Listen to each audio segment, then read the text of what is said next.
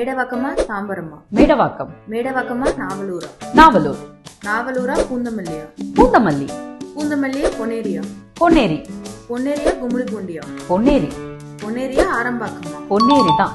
அப்ப பொன்னேரி தானே வின்னர். பொன்னேரி தாங்க வின்னர்.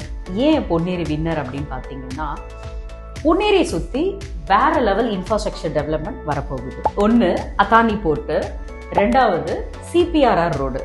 என்டர் நார்த்தையும் சவுத்தையும் கனெக்ட் பண்ணது 132 கிலோமீட்டர்ல 10 வழி சாலை.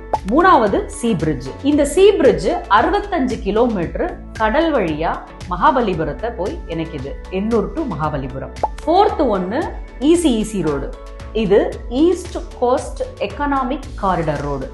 இந்த ரோடு என்டர் கொல்கட்டா டு கன்னியாகுமரி வரைக்கும் கனெக்ட் ஆகுது.